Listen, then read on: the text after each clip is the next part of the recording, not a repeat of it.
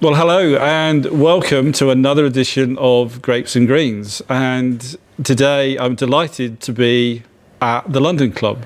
And the reason I'm at the London Club is I'm joined by Andy Barwell.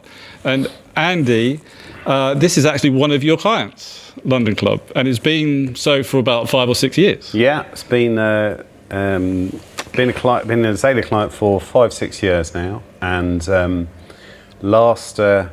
last 2 years have been quite exciting period for the club, in as much as the club has applied and been successful with planning permission to develop itself into essentially a resort. I mean, the club's been well known since it launched in '94. Built and owned by the Japanese originally, as you know. Absolutely. 2 championship golf courses. Both have hosted, major events, whether it's the kind of Volvo World Match Play or the Kazoo Classic on the DP World Tour. So it's known very much for its golf. But no, exciting times for these guys, because they've got a lot of space here, a lot of land. And I think it was really driven by the fact that in terms of kind of decent accommodation, a golf resort, there's not actually a lot in Kent. No. Kent is known for some incredible world-class golf with what goes on down on the coast with Royal St George's. We actually talked to Colin Sinclair about that when we did Fescue and Dunes. Yes. And he was saying that the problem is we don't have 5-star accommodation very close to the club. So from an American perspective, it's not as busy as it maybe could be, and that's what they're looking for. That's exactly the point. And so, listen, it was a big, ambitious plan that kind of got put forward. So what's eventually we've ended up with here is planning permission for a 252-bedroomed hotel, 80 lodges as well, for sort of staying guests, families, golf groups, couples or whatever. A full-on leisure facility, which includes paddle, tennis, gymnasium, a new golf academy as well, driving range. And you may notice just at the back of the clubhouse is a listed building called South Ash Manor. And that has permission to be turned into a wedding venue, which will also have some accommodation as well. So the whole kind of plot here is going to change over the coming years. It's a big project, it's an ambitious project, but planning to kind of get over the line was a journey as well. But it's been approved, and I think people will start to see some of the changes start to take place in the coming months and years. And another nod to how popular golf destinations are, and where it's not just a golf course now, it becomes the opportunity to stay, to get married, to play paddle, to basically have a lifestyle around golf, which is great. And it's probably something that resonates really with what your main focus is for a lot of your clients, is that lifestyle venue that people travel to and enjoy, not just golf, but a lifestyle experience as well. Yeah, very much. I mean, listen, I think people obviously know our agency is having more of a track record in golf tourism, and the fact that we've been able to represent so many kind of world-class destinations in GB and I and across Europe, and increasingly now outside of Europe too. And you're absolutely right. It's not always about the golf. Okay. We have to be communicating and promoting our clients for all their other amazing assets as well. I mean, listen, golf is the glue that generally holds most of our clients together, in as much as the vast majority of them will have golf courses or golf facilities. And some may be very focused on rankings and ratings and getting their golf course in the world top 100s or continental Europe and top 100s or GB&I or whatever. But listen, as I say to people when I talk about what we do, where there's golf, there's sunshine, there's beaches, there's spas, there's tennis courts, there's football pitches, there's that brings me on really nicely, because there's usually wine, yeah? Wine is a big part of it. And there's wine, yeah. And as you know, we we tend to open our podcast with a decent drop. And once again, Gusbourne have come up with an absolutely fabulous wine. This is their Pinot Noir. They have a very, very small production of the Pinot Noir, and it's not. The USP for Gusbourne is that they're all about vintage. Okay. And so some years, if they don't think they have the right weather conditions, they don't produce a Pinot Noir, because the grapes, the Pinot Noir grapes will probably be used to go into the sparkling. So we're very lucky to have their Pinot Noir today, which I'm delighted about. And it's likely, and talking about glue, golf and wine often makes everything else go round. So Indeed. cheers. Cheers, Mel. Thank you.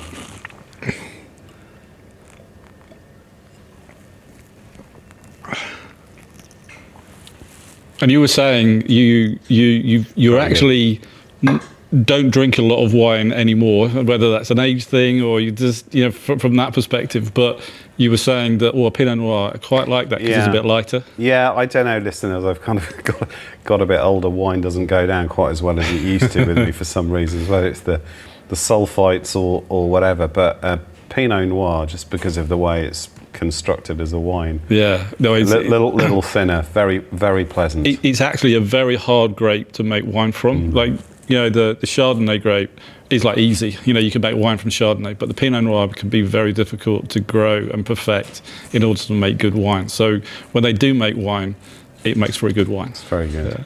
Now, we've talked about wine stories, and I was kind of saying, over 20 years that Azalea has been in existence, you must have done, again, with your clients being all over the world, the opportunity to sort of have a glass of wine with a beautiful sunset.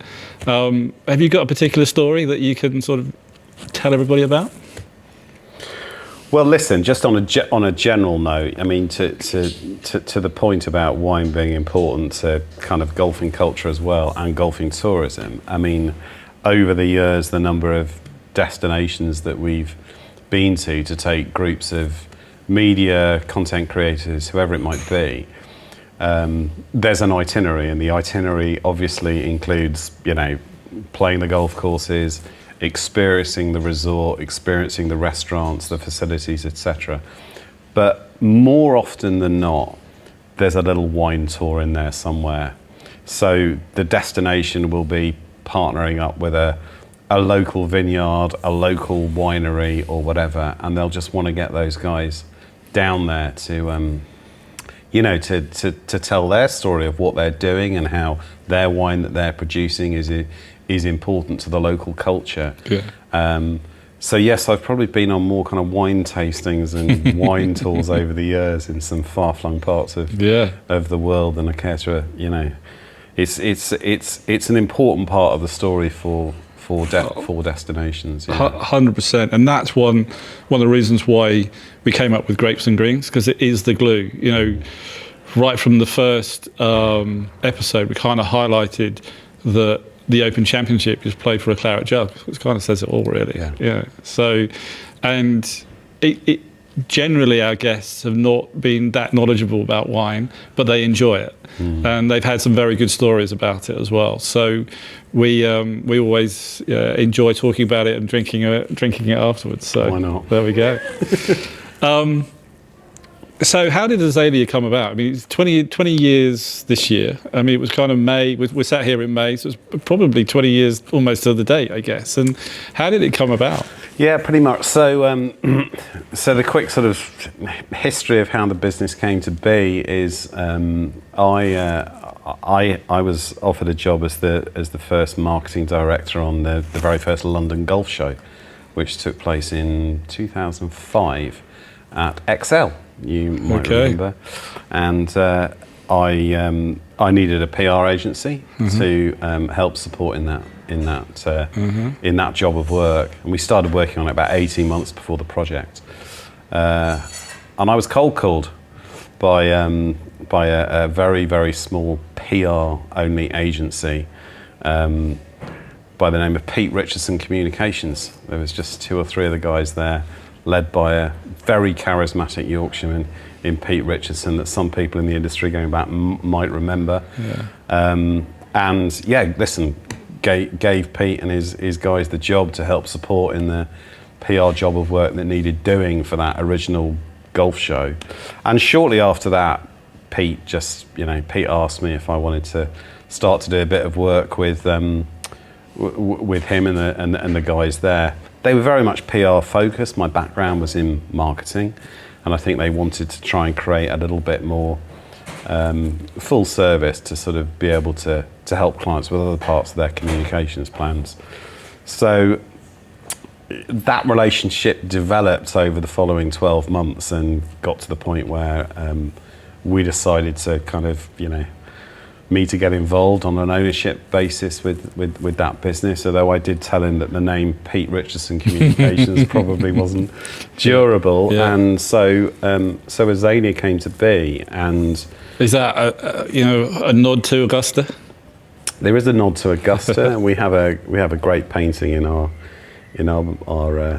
boardroom back at the office in Petersfield of the 13th hole. So yes, it is. It's a little nod to Augusta, but we like the word, we like the name. Yeah. It provoked a few questions as well, and obviously had the golf connection. So yes, that's how the business started, and we very soon after that employed Sean Noble. Yeah. Who actually worked with me at Club Inc. as an intern. Yeah, there you go. You're probably talking about Luke Frary. Sorry, Luke Frary. Sorry. Not Sean. Sorry, we had to cut that bit. So we worked. So yeah, very shortly after that, we employed Sean Noble. Sean was actually working for a golf tour operator at the time by the name of Barwell Leisure. Oh God, yeah, remember Barwell, yeah. No connection, and he was with me on Travel and Longshot before that. He was involved in those businesses, but he came to us from Barwell. Barwell were doing a lot of business to places like La Manga Club at the time, chartering BA flights to go out there. Obviously, important golf destination, for golf tourism, particularly for the UK market. So Sean came to us, and he really sort of brought that golf tourism knowledge, and kind of knew a lot of people, right across that industry, which really was a catalyst for us to start to build the business into an agency that focused a little bit more on the tourism side of things and destinations. So yeah, he joined us as business development director. Pete kind of exited stage left at one point, having built a new career for himself out in South Africa, and that kind of left Sean and myself really as to build the business and grow it from there. Probably in around about 2008, 2009, around about that period. And yeah, that's I suppose in a snapshot, that's how AZALEA came to be, and have kind of grown the business from that point. Yeah. And I suppose that comes on nicely to the next question is, so you said, from you looked for a PR company and you were from marketing.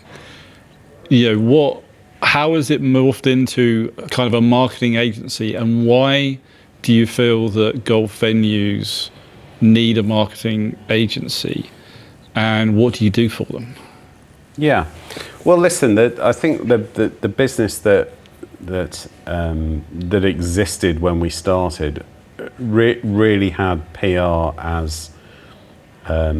as its primary focus. As we were kind of learning about the marketing channels and the opportunities that were out there for people, but it all started with a story, and it started with kind of telling great stories about our clients, our destinations, whether they were kind of resorts, whether they were golf clubs, whether they were actually in the apparel and hardware side of the golf industry as well. And to be honest, that's still a really key part of the service offering that we deliver. PR in terms of it's now referred to as earned media. So you're essentially creating a strong story which the media platforms inherently want to pick up on, because it's interesting enough for them to kind of promote to their readers as well, which is where the kind of earned media term, I guess, comes from. But listen, the agency over 20 years has evolved so much in terms of the scope of services that it now kind of delivers and it offers to our clients. And that sort of has transcended into the full kind of marketing suite, whether it's digital, whether it's social, whether it's SEO, PPC. It's the world has become very kind of metric in terms of eyeballs on your brand. It's a very different world from 2006, isn't it? Completely at the touch of a button. So we've had to skill up and resource ourselves in such a way so that we've got the right people in the business with those skill sets to be able to deliver those services. Listen, 20 years ago, print was still really important. Yeah. Print media, there was more golf magazines, back then, and whilst they all had websites and they all had digital platforms, everybody kind of recognised them as print media. And whilst print still has an important place in our world right now, the digital platforms that are out there that allow our clients to be able to communicate with people on all different levels. Media platforms have got social accounts which they're investing a lot into to grow. They've got very sophisticated websites that people kind of engage with as well to be able to reach their audiences. They've got kind of content creators sat behind them creating great content as well. So it's a kind of multi-platform world that we're living in now. And to be able to understand that and to take advantage of that and maximize the opportunities for our clients, we need a team of people that are skilled in all those different areas. So, that's really, I guess, how it has now changed. And we're sort of sat now as well on an interesting period because of AI.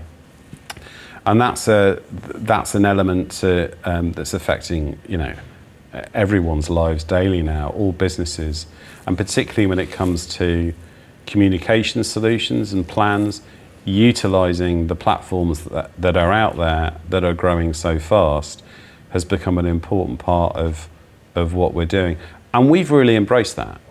As an agency, we've really embraced that, and we're using those platforms to, essentially to provide better efficiency at the moment in the way that we work. If you can use those platforms to become more efficient in the way that you kind of report, in the way that you plan, then it frees you up with more time to look at the kind of creative. It's quite interesting, isn't it? Because people have this fear of AI that it will take away jobs, but in your case, you've embraced it, and you seem to be increasing the numbers of people who are working with you. Yeah, no, listen, very much. Yeah. I mean, it's not. It's. Sorry. What?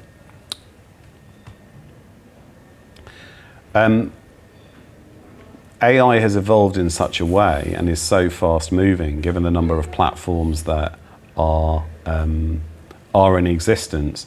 It does take people to put in a shift to understand what to use, which platforms to use, when to use them, and what to use them for. And so I think that we've started to demonstrate both to ourselves and to our clients that the use of those platforms can really assist them in the kind of work that we're doing for them. So no, nobody should be scared of it. You should embrace it, because it's not going away. They're definitely not going away. And it's quite interesting, isn't it? Because you work for some really big venues. I mean, we were lucky enough to interview Nuno, who runs Details. It's just a massive company with a massive project with a very good marketing department. So why would they need you, and how do you work with that marketing department to then deliver what they want? What kind of, you're a support, I'm guessing. This is where I'm trying to get to our listeners, is going, if I'm driving along and I'm thinking that I need an agency, why do I need an agency? How do they work with my people, and how do they encompass and help us to deliver what I want? Yeah. And probably more than what I know I want either. Yeah, I think, listen, if you look at the full scope of services that we offer as a business, it's kind of multifaceted. And, on the creative side, there's videography, there's photography, there's people that understand how to, design on the studio side of things and create really compelling, strong content with the right copy on it and the right messaging as well. There's an old school PR approach to what we do, which is still fundamental, back to the earned media issue of being able to find the story, create the story, pick it out. And then on top of all of that, actually still having a network and still having 20 years worth of relationships, knowing how to approach the media, engage with the media, when to go in, when to come back, how to pitch a story, when to pitch a story. Those are fairly nuanced skills that come through many years of experience. And finding people on the client side that can do all of that as comprehensively as a dedicated agency, particularly with the niche in golf and golf tourism, is not always easy to find. So we've found that we have to be on top of trends, we have to be on top of AI, we have to be on top of our networks, we have to understand the whole world of content creators and influencers, which is a minefield in its own right, and becoming a really important part of people's communication plans, to build relationships with those guys, to build relationships with those guys' agencies if they've got them as well. So you need a lot of bandwidth, a lot of contacts, a big network, and quite a lot of experience as well to be able to pull it all off. Absolutely. In that respect, that's why businesses like Azalea exist. Yeah, and that's a great answer. Particularly, what would you say Azalea's USP is? Because there's probably, if I look at it, maybe you've got like 4 competitors, maybe. Would you say that? Well, I mean, they are competitors at some point, but what's your USP? I mean, you seem, for me, looking outside in, I'm kind of looking at you as the agency who really does look after tourism. You've gone after that. You've got some amazing contacts, and you've got some amazing clients that, you've highlighted it. You have to understand what those clients want, because I would imagine the majority of the money for some of those clients will be property. They'll be hotels. Yeah. They won't be golf. But you said right at the beginning, the golf is the glue along with the wine. Yeah. So you have to understand that angle as well. And you seem to have hit that as a sweet spot. I mean, obviously other agencies do look after venues as well, but you seem to have got them, a lot. And working with Tom Lovering and Elevate, has that helped you to understand more about tourism and the future of where golf is going with tourism? Yeah, I think the first point I'd make on that is that, yes, whilst we have a reputation for, our tourism clients, and we've been lucky enough to work with some of the biggest names in golf destinations, over the years, whether it's kind of Costa Navarino, whether it's Quinta del Lago, these are great names, and we've had these clients and worked for them for a long period of time now. Testament to the fact that we're kind of proving on what because it's not hard. It's not easy to keep clients happy. You have to. They're paying you. Yeah, no. And they want their money's worth, don't they? They want good value for money. Completely. So obviously the reputation is there in golf tourism, but we're not just the golf tourism guys. I mean, we do have some clients that are on the product space, on the tech space, whether it's Platform Golf, whether it's Ogio, the luggage brand, which is part of Callaway Golf Europe. More recently, the apparel brand Seve collection, kind of born out of Seve's legacy and what he wore. So we're kind of dealing with some clients outside of tourism as well. But yes, you're right. We probably have a bigger reputation in the destination side of things as well. In terms of our competitors, you say we've probably got 3 or 4 competitors. I'd say we've probably got hundreds of them, really, because there's still agencies out there that try and do golf, try and help destinations, promote themselves as tune into golf as well, when in fact they're probably lifestyle agencies as well. We've turned that around a little bit, and going back to the point I made earlier, we have to promote those other aspects of destinations too. We have to promote them for their lifestyle, for their for their spas, for their food, for their wine, for all of those lifestyle aspects too. And we've resourced as an agency to have people in the business who are more tuned into those media platforms as well. So we have good relationships with the travel guys at the Times, the Telegraph, the Condé Nast Travelers, the Forbes, all those lifestyle titles as well, because we have to promote our clients in those terms too. So that possibly differentiates us from our immediate competitors in terms of us being able to promote our destinations on a lifestyle ticket as well. The other thing that I think that maybe kind of sets us apart a little bit as well is that we're quite commercial as an agency, in as much as we are we're very much approaching every job of work conscious of the fact that it needs to make a difference. That investment that our client is making in our agency has to be justified, needs to make a difference. And we look at all jobs of work that we do really through a commercial lens. And that might be about, it might be as simple as the fact that a particular destination comes up to a shoulder season and it needs to drive traffic from one part of the world, in order to fill bedrooms and fill tea times, etc. And what can we do specifically in order to assist that and help that? And yes, listen, old school PR and keeping your name and your brand up in lights is part of that, but that's where it plays more into us as a marketing agency and the things that we can do digitally in order to help our clients drive traffic. So we're commercial in our kind of approach. We have the lifestyle side of things going on as well. And I think we're a pretty nice bunch of people to deal with too. No, I'd agree with that as well. Like a trite thing to say, but that's important as well. Those relationships. I think you've got a nice team, and there's the people I've come across is that certainly working with Luke, who obviously used to work for us at Club Inc. As a youngster, and then literally left us and has worked with you all the way through. So that must be, I'm thinking 12 years, something like that. It's now 11 years. 11 years, and so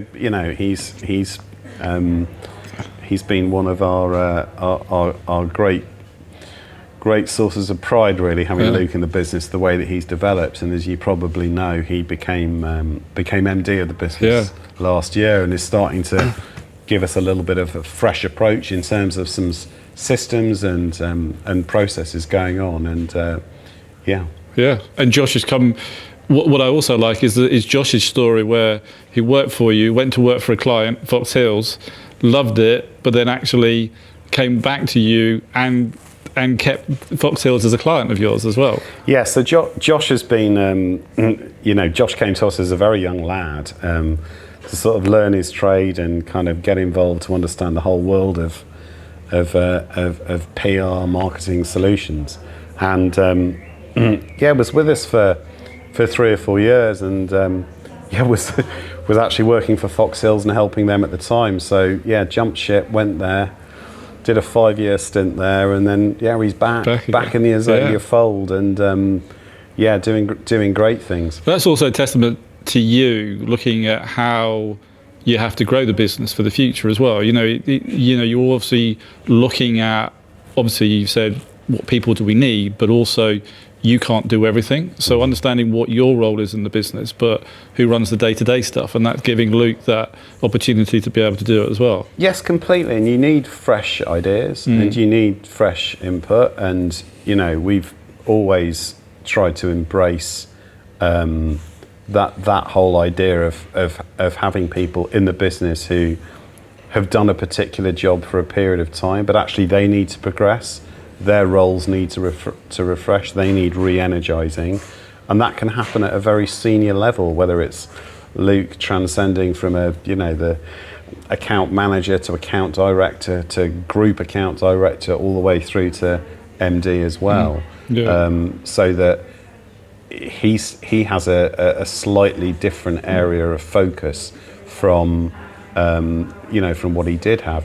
But the one thing I would say is that everyone in the business, from owner, director, through to, account manager, through to, somebody's working on the content team, everyone in the business is dealing with our clients, has some relationships with our clients day to day, is talking to them. And it's really important, I think, that our clients know that as a team, they have access to us from any part of the business to be able to kind of consult and advise for a particular project or question or commercial conundrum or whatever it might be, through to the day-to-day job of work that we do for them as a retained client. And that's great. And I think that's where golf has evolved over 20 years as well, because I talked to Mark Stewart with Stewart Golf, and I was fascinated by his business and how he's evolved.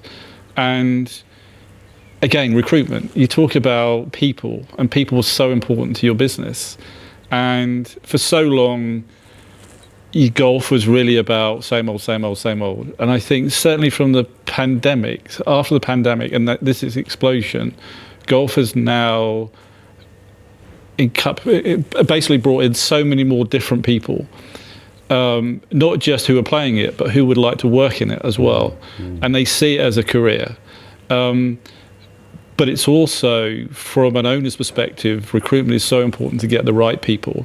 One, from the team perspective, but also the skill set that it can deliver. And Mark highlighted it really well, where he met the owner of Gymshark, and he was saying, listen, how did you grow your business? And he said, you get to a certain stage and you've got some money in the business, then you go and get the right people who've got that experience to take you to the next level.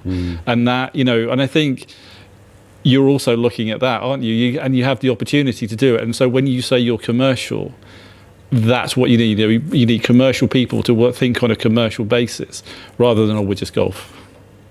Yeah, no, that's right. We want, people anyone who comes to work for us has kind of got to understand that, what we're doing for our clients has to make a difference, which is where the kind of commercial approach comes in.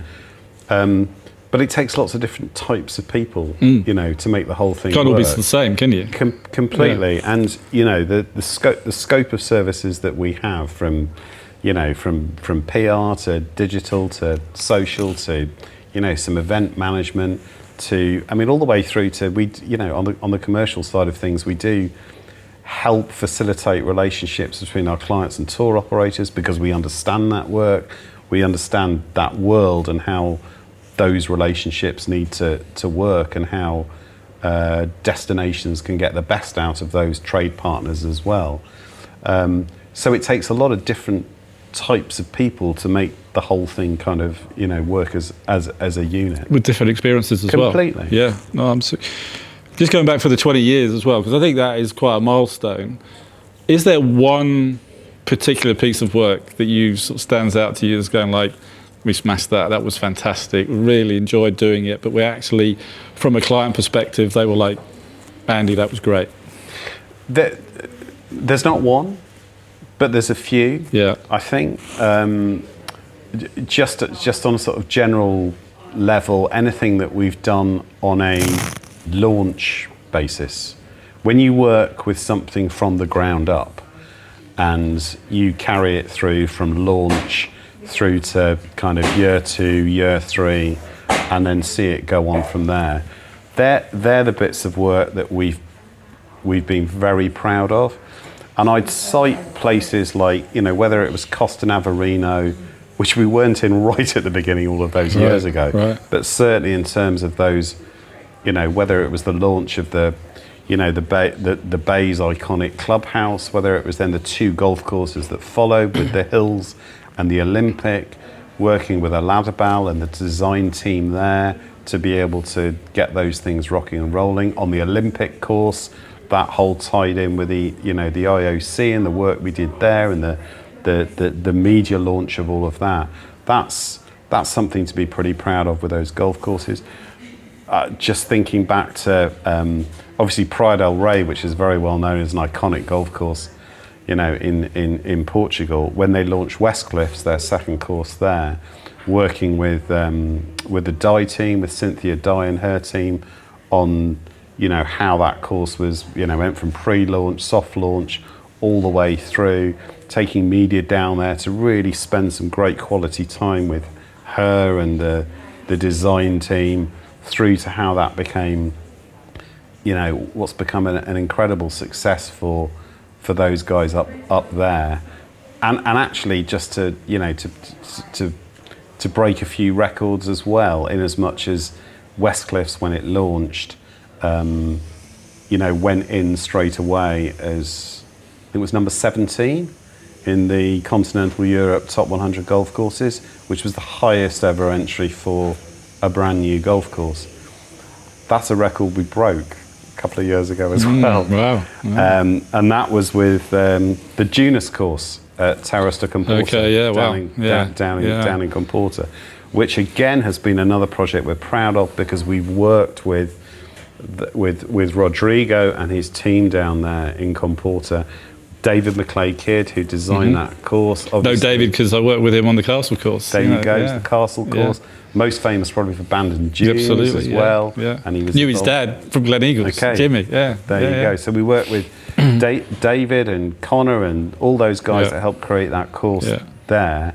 And that ended up beating 17, and I think was number 9. I think when that first year in the top 100 That's there. Pretty cool.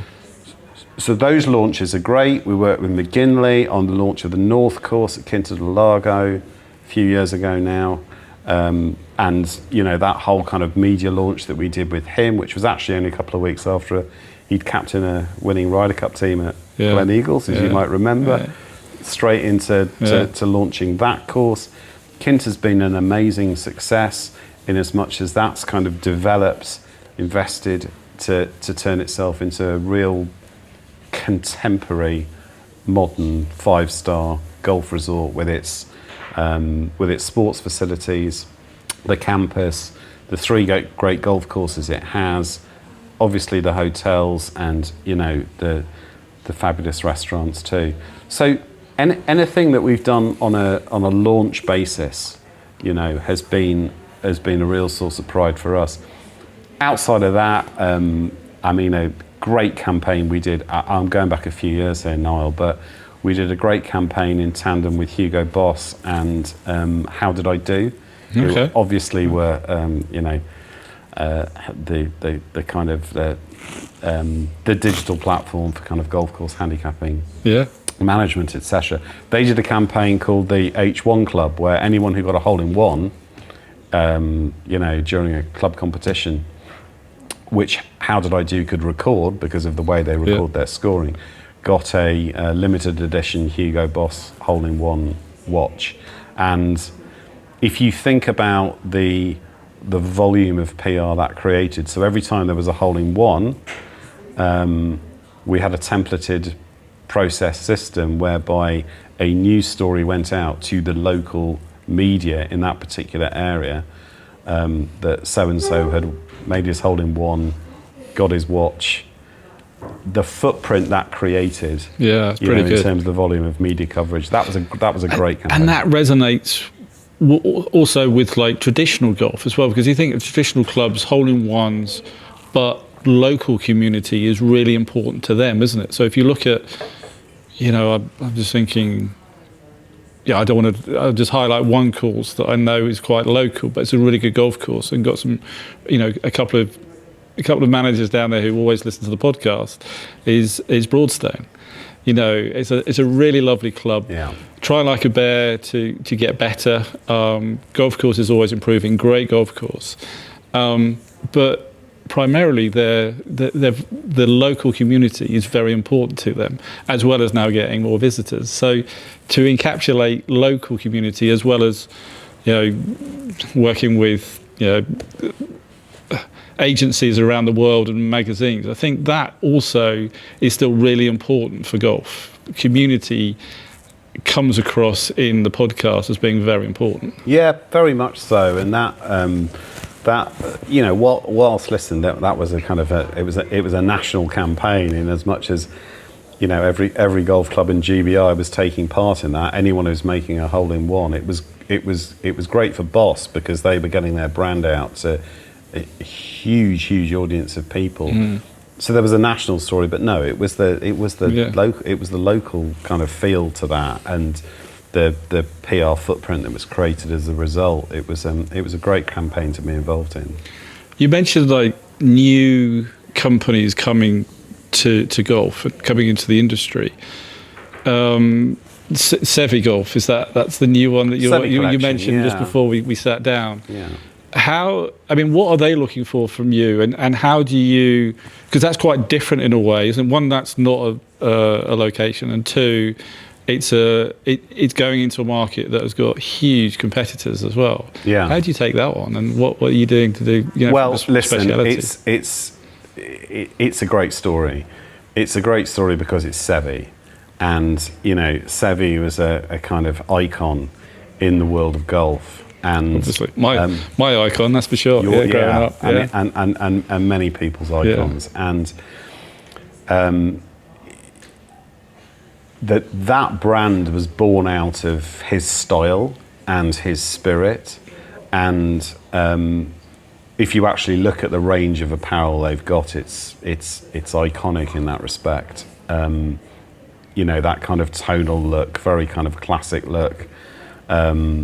That people can now buy, they can now access, and they can buy. And yes, it's a competitive market. You need to be brave to get into that, in terms of trying to get your product into the green grass golf space, in retail, online, whatever it might be, because it's busy and it's kind of cluttered and everyone's having a go. But the story of having his name there and having the connection to the Ballesteros Foundation, and how the brand is working with Javier, his son, to kind of create that nice connection where there's a revenue proportion that goes back to the foundation, looking at the medical research they do. Great PR, from that perspective, isn't it? Yes, it is, but alongside that, the product has got to stack up as well. Sure. It can't just be, nice butt. a PR, nice butt. And the product is great. Okay. The product is really great quality stuff. So there's a lot of stories to tell. And will we see it on tour? Because now the whole thing is, what are the tour pros wearing? With Tommy, wearing what he likes, basically. Apart from the hat, everything else is up for grabs. And then you've got Melbourne kind of doing off course alongside major championships. There's so many different ways of looking at how you promote a new product to the market, isn't there? Yeah. No, listen. They've already got a great young Spanish player who's starting to make a bit of a name for himself on the DP World Tour, called Ángel Ayora. Oh yeah, he's a good player. Who noticed him. Who is wearing the brand, and obviously he's Spanish. The connection is there. Yes, I would hope that these guys can, build the brand in such a way that the industry will sit up and take notice, and it'll get more traction, maybe even on tour as well. No, that's very exciting on the apparel front. We're also we're also really pleased to be working for Fescue and Dunes, Yeah. who I know that you... Yeah, I mean, we did a podcast with them to launch Series 3 and really enjoyed chatting to those guys, and they very kindly looked after our apparel for this season as well. And just two really interesting people from outside the business who looked at it and went, hold on a minute, but also from a marketing perspective. So you must be really pleased that two marketeers have chosen you. Do you know what? It's such a great story of how that brand came to be, and that, I know that kind of Tim will have told you the story about the wine spill and all of that. But listen, that's an obvious one. The volume of US golfers that are coming over to GB&I and increasingly in continental Europe as well. They've got deep pockets.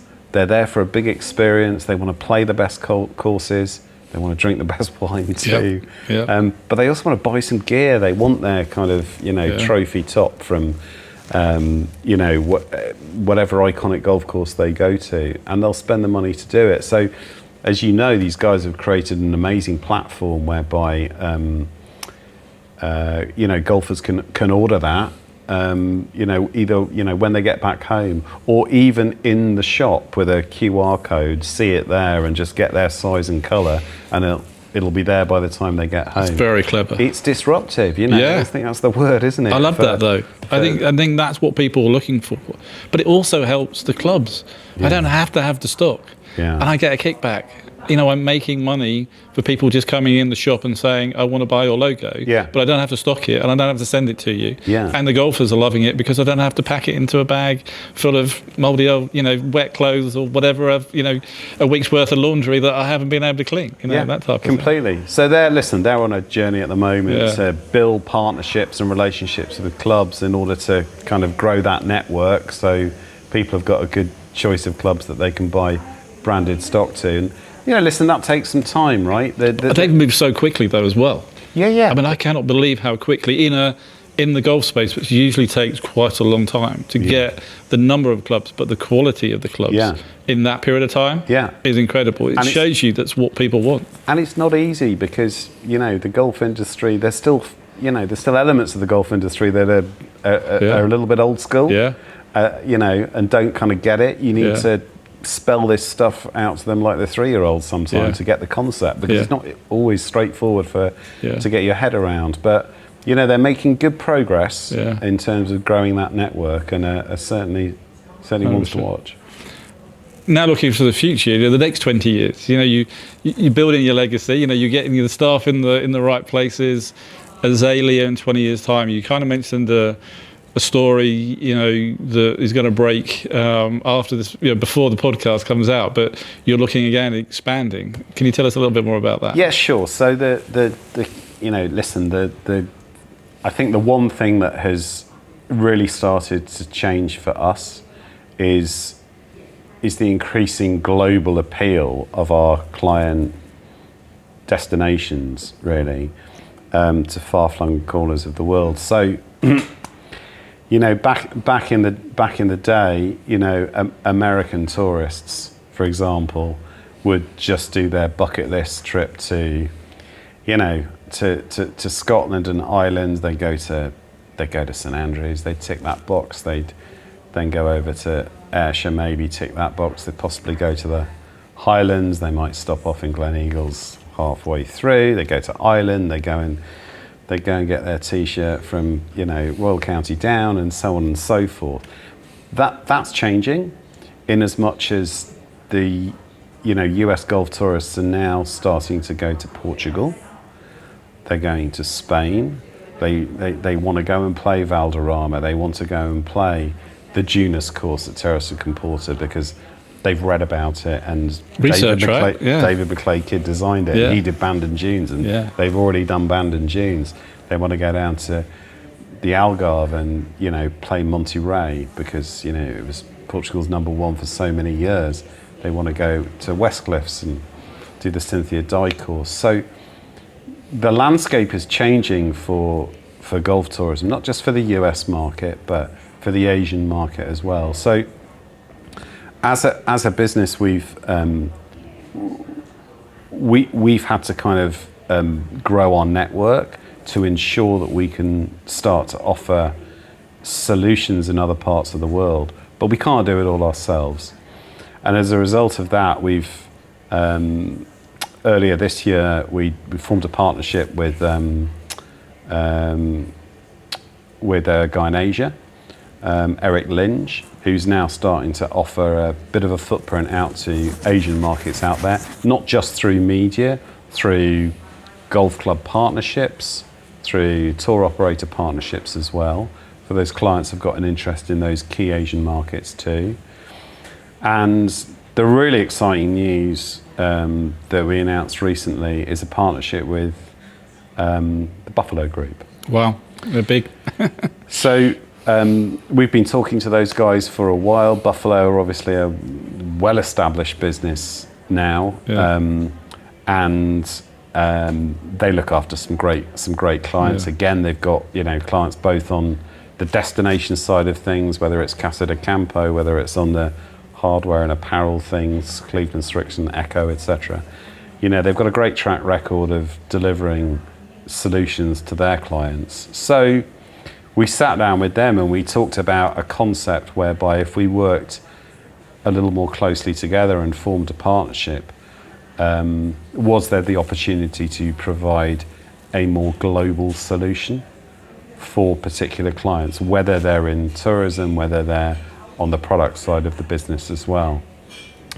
And that partnership has been recently announced, and we think it's a pretty powerful proposition to be able to offer a turnkey solution, to be able to kind of reach such a big place that is the whole wide world. Yeah, and we'll again build the foundations for the next few years, because very quickly the industry and the landscape is moving so quickly, as far as I can see, since the pandemic, and what everybody's telling me and what I'm reading is that you're right, is that now people are not looking for that once in a lifetime destination trip where I'm going to spend 10 days, 15 days doing Scotland or Ireland. It's about having maybe 4 trips a year, but only having 4 days in those particular areas, but trying to get as much experience in as possible. Yeah. Because time is limited because of either work, family, whatever. Yeah. But actually looking at the diary at the beginning of the year going, I want to go here, here and here. Yeah. And I've always wanted to go to Portugal. I've heard things about Portugal. Yeah. Or I want to go to Mexico, or I want to go to Thailand or wherever. Yeah. And I've heard about these places. And now with travel being easier in some respects, and golf being probably the only really global sport that you can enjoy and play in amazing places from a tourist. It just makes sense, doesn't it? It makes perfect sense. And listen, look, if you've got if you're a well-heeled golf tourist from wherever in the world, and I'm not going to say money's no object, but you are prepared to invest in a very, very good quality golf experience, to jump on a plane with your friends, to go and play some amazing golf courses, to go and drink some amazing wine, eat some great food, and see something culturally that's different, there's a lot of choice, right? There's 100%. A lot of choice. It's a competitive market with so many different types of products.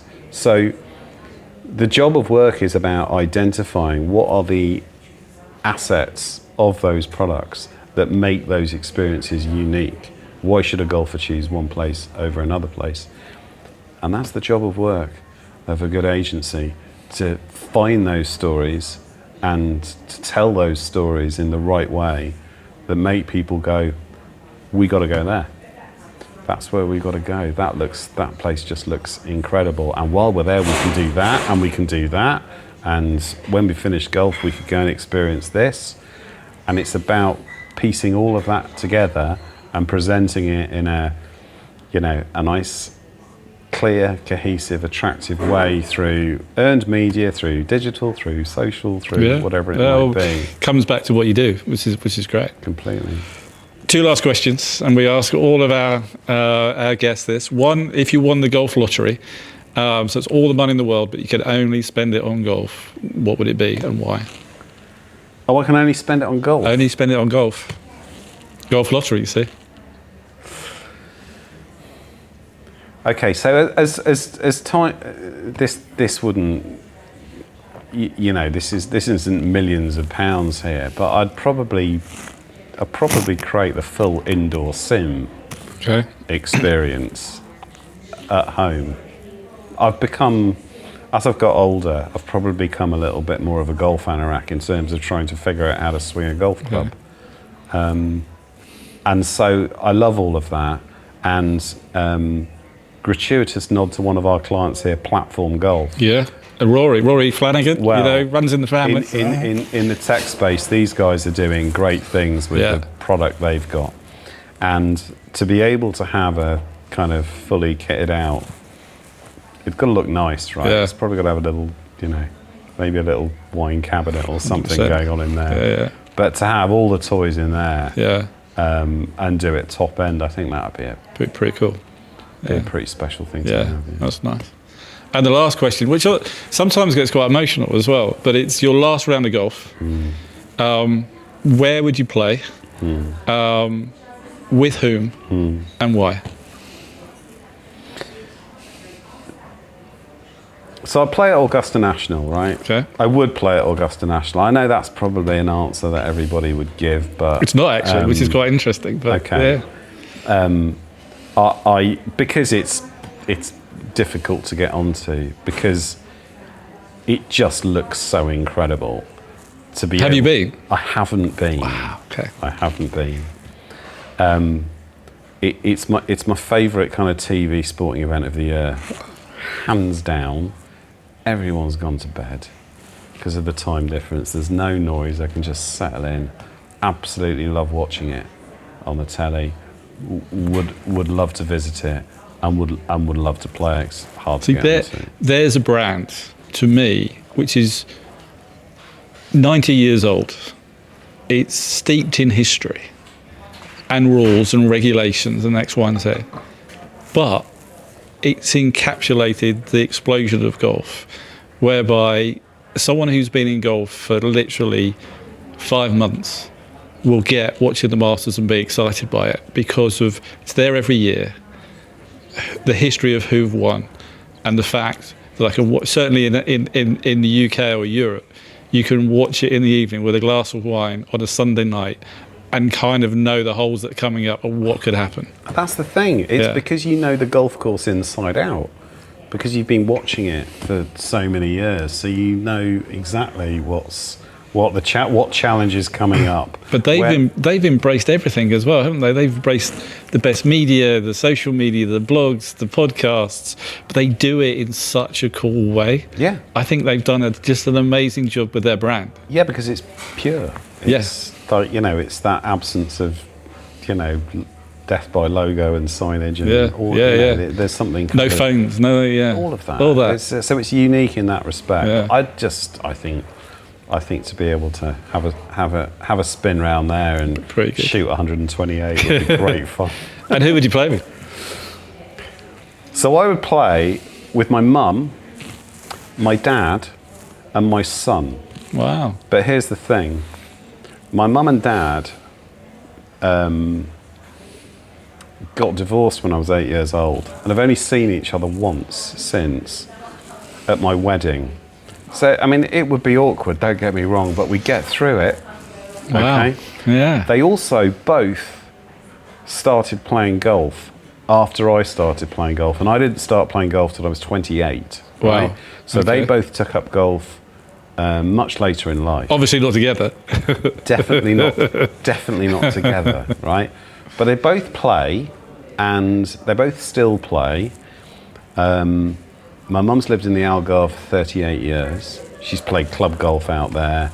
She's not playing quite so much golf as she used to now, given her age, but she'll still play 9 holes at Umbria or Salgados or Benamor down in the Algarve. My dad lives in Niagara-on-the-Lake in Ontario in Canada. And for many years lived right opposite Niagara-on-the-Lake golf course, which is a 9-hole course just on the lake there. He now lives about 400 yards away, so it's a little bit further away. He can still walk there. He plays golf with his mates on a Friday. They have a little 9-hole swindle, the old boys there. they both love their golf, and I do play golf with them when I see them, either where they come over here or, I've been there. My son is 24 years old. He works in the golf industry. He works for Media Drive. He's he's a decent enough golfer. Enjoy playing with him. He's highly competitive. But to bring them all together, would you throw the balls up, or would you have to? You couldn't have your mum and dad in the same team, could you? It's too far gone, all of that. Everybody would just get on fine. They would get on absolutely fine. It would be a really good day out. Yeah. And it's been fascinating to talk to you. Really interesting to get to understand, where the industry from a marketing agency is. I think that's really been very enlightening. I think the history, and congratulations on 20 years. So to you and the team, cheers. Cheers. Thanks, Noel. Pleasure. Thank you very much. Thank you. All right.